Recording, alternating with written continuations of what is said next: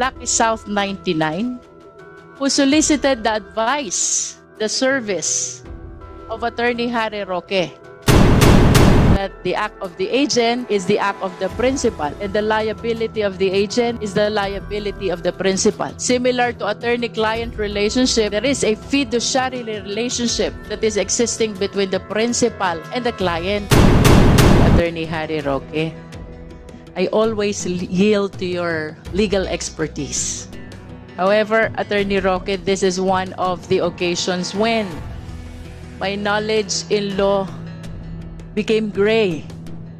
So I wish to ask once more for the record. With all due respect, kayo po ba ay abogado ng Lucky South 99? Hindi po, wala po akong attorney-client relationship sa kahit sino na shareholder or officer ng Lucky Star. From that Lucky South. answer of Attorney Roque, Mr. Chair, I wish to share to the committee the case of Eusebio Sison versus Attorney Lourdes Dumlao. This is AC number 11959, April 28, 2021. If I may quote, a lawyer-client relationship is established when lawyers consistently manifest to a person consulting them that they would provide legal representation or assistance, regardless of the close ties between the parties or the lack of written contract or the non-payment of legal fees. It is very clear, Mr. Chair, that from the definition of a lawyer-client relationship, kahit walang kontrata, kahit walang payment of legal fees, the moment the client starts seeking advice and the lawyer starts giving advice, a client-attorney relationship is created. Can we be enlightened on this, Mr. Chair, from Attorney Roque? Attorney Roque, you are now recognized. Mr. Chair, tama po yun. Ang problema, wala pong kahit anong konsulta na nangyari sa panig ko at sa kahit kanino sa panig po ng Lucky South. Kaya miski wala pong bayad, wala pong kontrata, wala rin po kaming komunikasyon. Dahil ang komunikasyon ko po, lahat po yan ay kikasiong lamang. I understand, Mr. Chair, that a statement of Attorney Roque, he was never consulted by Lucky South 99. But he has been repeating a while ago that Cassandra Leong is the representative of Lucky South 99. Is it not that the consultations made by Representative Ong with Attorney Roque, the consultations as well that was made by Lucky South 99 with Attorney Roque, Mr. Chair? Mr. Chair, gaya na aking sinabi po kanina, ang aking attorney-client relationship ay kay Cassandra Ong at kay Whirlwind. Dahil sila po ay umakto bilang ahente ng Lucky South, pero hindi ko po naging kliyente ang Lucky South. Para po siguro malinaw, it is an instance where both Whirlwind and Lucky South will benefit kung magtutuloy ang negosyo ng Lucky South. Kasi kung wala naman po Lucky South, useless yung pinatayong premises ng Whirlwind. At kung wala naman ng Whirlwind, wala ring uupahan ang Lucky South. Pero pagdating po sa attorney-client relationship, dapat meron man lang komunikasyon sa panig ng abogado at ng kliyente whether or not there is a written agreement, whether or not there is bayad. Pero wala po talagang ganon dahil limited lang ako kay Cassie Ong. Mr. Chair, I just wish to remind our resource speaker that I think there were 3 members of the committee who have been delving on this question, and repeatedly, Attorney Roque stated that he is lawyering for Cassandra Ong. Cassandra Ong is the representative of Lucky South 99. And it is really hard to conceive how he can separate himself from Lucky South 99 if his client is representing no less than Lucky South 99. Lucky South is not a natural person. It is a juridical person. The only way to talk with a lawyer is through a representative, and that is Cassandra Ong. If I may add, Mr. Chair, under Section 3 of Canon 3, lawyer-client relationship. A lawyer-client relationship, yes, Attorney Roque is correct, the highest fiduciary character. As a trust relation, it is essential that the engagement is founded on the confidence reposed by the client on the lawyer. Therefore, a lawyer-client relationship shall arise when the client consciously, voluntarily, and in good faith vests a lawyer with a client's confidence for the purpose of rendering legal services such as providing legal advice, representation, and the lawyer, whether expressly or impliedly, agrees to render such services. There are two elements, Mr. Chair. The first element is that the client solicits advice and service of the lawyer. And the second element, the lawyer renders service and advice to the client. I think in the given situation, both were fulfilled. There is Cassandra Ong, or there was Cassandra Ong, representing the juridical person Lucky South 99, who solicited the advice, the service of Attorney Harry Roque. And Attorney Harry Roque physically accompanied Cassandra Ong to PAGCOR, a manifestation of his act of rendering service and advice to his client. I humbly submit, Mr. Chair, that I think there are sufficient legal provisions to establish that a lawyer-client relationship was indeed created with Lucky South 99, Mr. Chair. Do you want to reply on that, former Secretary Roque? Mr. Chair, I can only say that as a lawyer, I have a different opinion. I acknowledge that there is lawyer-client relationship between me and Cassie Ong as representative of Whirlwind, who in turn acted as agent for Lucky South. But that does not mean that Lucky South gave me their trust and confidence to represent me, and I would repeat it. Kung kukunin po nila ako to quash the raid on their property, I will readily accept it. Pero yun nga po, hindi nila gagawin yun. Dahil sa tingin nila, ang kritiko ng gobyerno hindi magpapanalo ng kaso sa kanila, magpapalala pa. Yun lang po ang sitwasyon talaga. Mr. Chair, earlier, Attorney Roque likewise stated that Whirlwind is the agent of Lucky South. Does our resource speaker confirm this, Mr. Chair? Yes po.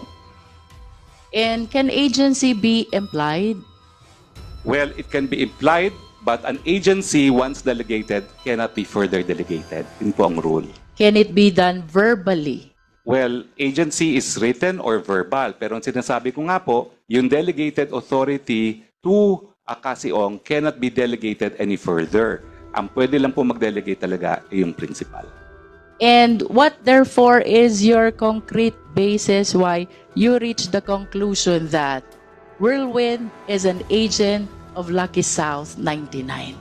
Well, una-una, Mr. Chair, because that is how Whirlwind explained it to me.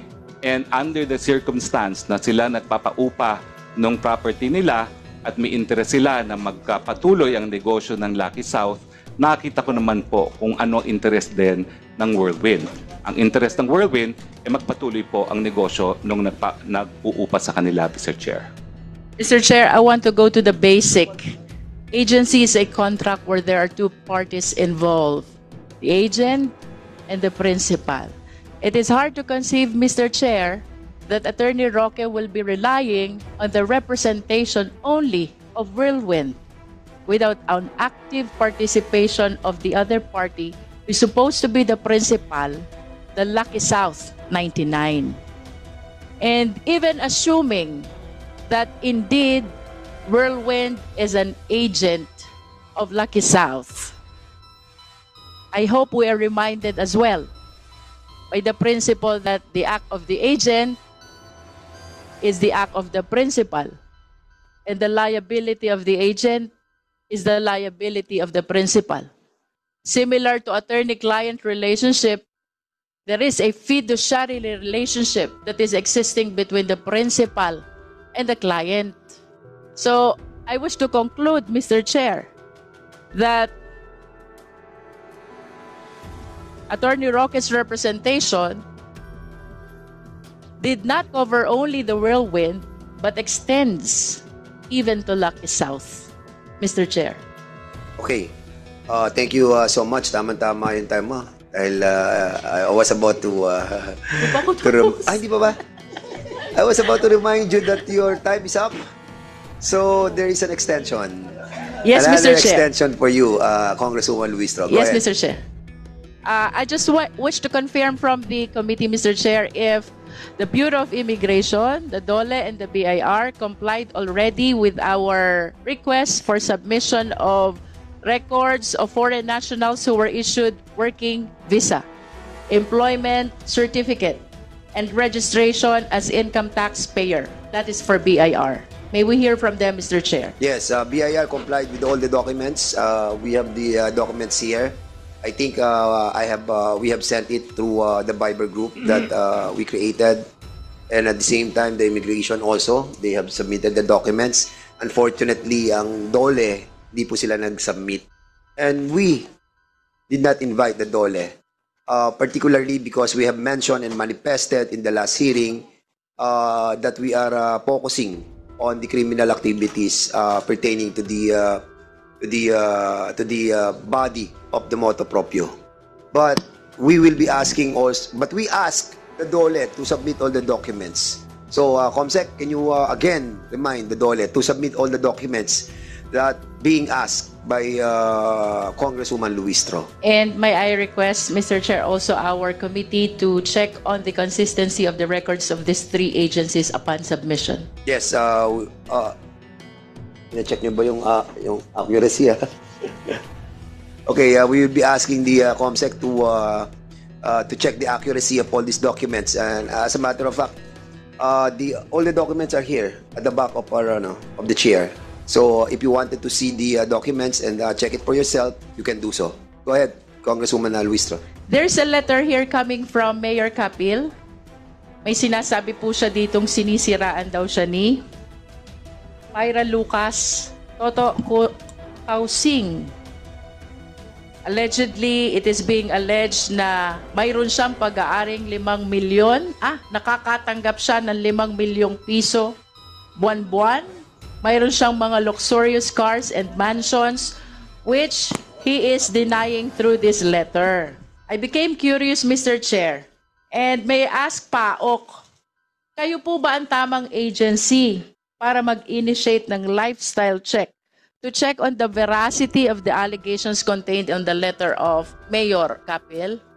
Hindi po, ma'am. May DILG po para tumingin po sa kaso. Mr. Chair? Yes, may I know Congresswoman Luistro. if we have information whether the DILG has initiated already a lifestyle check on Mayor Capil in the face of the allegations contained in his own letter? Well, in the last hearing, we have asked Mayor Capil if he's willing to undergo a lifestyle check. And he said yes. And we tasked the proper agencies, including DILG and AMLAC, to start the process of that lifestyle check.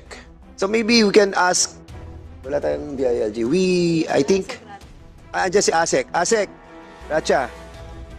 Racho pala. Racho, can you comment good on afternoon, Mr. Chair, and good afternoon to the members of the Can you committee. comment on the query of Sir, Congresswoman Luistro? may I refer you to the head of the task force na binuo po ng DILG, si Atty. Landay po. I will wait. So you have created a task force. Yes, sir. To look on this matter, sir. Nasa kanya po yung details. She's Sige. here now, sir. What's the name of the person? Attorney Alday po. Attorney. Alday po. Okay. Alday. Ma'am, can Nandito you po kindly siya. sit here? Oh, yan. Diyan na lang. Palit na lang kayo. Babae pala. Lalaki pala. Please state your name and your position, please.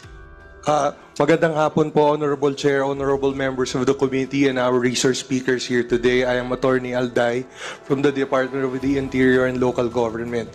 I am the head of the task force for Porac Tarlac, Porac Pampanga, Your Honor. I also represented the investigation for the Bamban Tarlac for Mayor Alice Guo, Your Honor. There's a query by Congresswoman Luistro if you have started and initiated the lifestyle check of Mayor Capil because and also Mayor kay Alice Go naman established na po yung 29 accounts niya and the 29 billion transactions, no, bank transactions that we have seen, no. As a matter of fact, galing yun sa Court of Appeals na naipile na po ng AMLAC. So with regard to that query kay Mayor Capil, have you started it? Yeah, Honorable Chair, as for the lifestyle check, Your Honor, no, ang finocus lang po ng DILG sa aming investigasyon, Your Honor, is if ever ang munisipyo po ng Porac Tarlac ay nakapag-release ng mga permits na may kulang. Kunyari po, kung sila po ay nag-release ng business permit and may mga pagkukulang po sa dokumento na isubmit ang mga POGO na nasa kanilang lugar, doon po magkakaroon po sila ng mga administrative liabilities. Wait. Ang aming investigasyon po nag-focus lang po sa administrative liabilities, hindi po sa lifestyle check, Your Honor. So hindi kayo nag-initiate ng lifestyle check kay Mayor Capil? Your Honor, Wherein in the last hearing, he manifested that he's willing to sign any waiver for the opening of his accounts and his properties, where it was not considered by the task force that you created, that he manifested here in this hearing that he was willing to open all of his accounts. As Your Honor, Kasi baka mamaya may makita kayo doon leading to something. Hindi niyo ba ginawa yun? Your Honor, we will try to consider it. Ipaparating ko po ito sa mga pinuno po ng aming departamento. Ngunit sa kasalukuyan po, ang pinokus lang po ng aming task force ay ang magiging mga posibleng administrative liability ng ating butihing mayor mula sa Porac Pampanga po man, Your Honor. Sige, kasi nga siya na nagsalita mismo that he's willing to open all his bank accounts and his property. So try to maximize the willingness of the person to go to undergo so many investigations.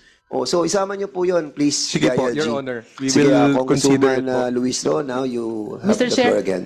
for us to have a foundation of the information on this allegation, may I respectfully move, Mr. Chair, that we invite Pyra Lucas and Toto Kausing to give us initial information, Mr. Chair, about the allegations which were mentioned by no less than Mayor Capil in his own letter.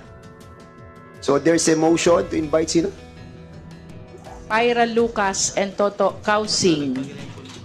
Pyra is a woman? Yes, Pyra Luca. I suppose so, Mr. Chair. Pyra Luca.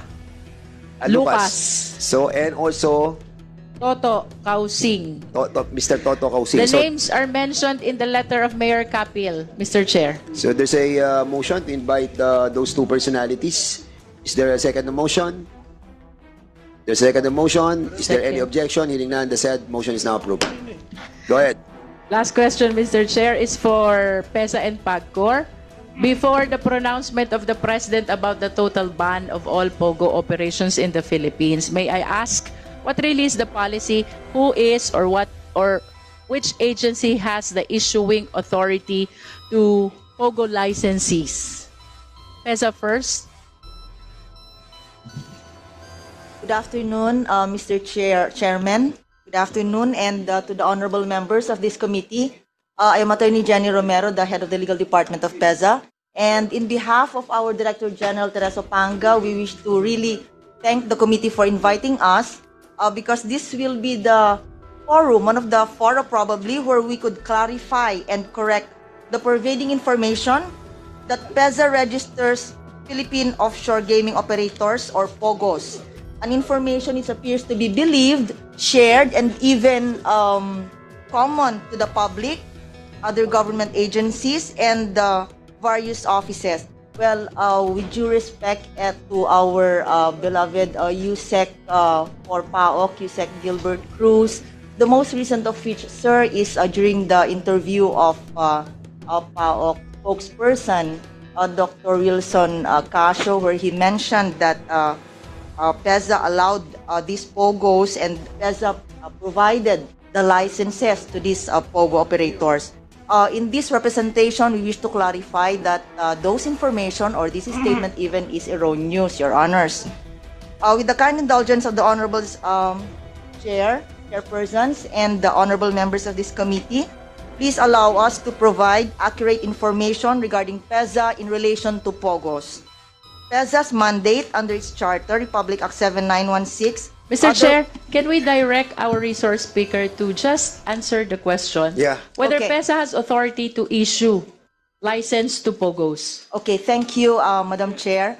PEZA is not mandated. It has no authority at all under its charter, 7916, RA 7916, to issue licenses to POGOs. In fact, it has been the long-standing policy of PEZA not to register online gaming, gambling, and although we have IT companies, these IT companies registered with PEZA are prohibited from engaging in online gaming, gambling, or any ancillary gaming activities.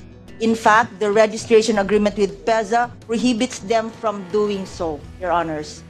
So Mr. there Chair, is may no- I know if the resource speaker is aware of RA 11590, Section 22? Please reply. Are you aware? This I is am- the definition of offshore gaming licensee.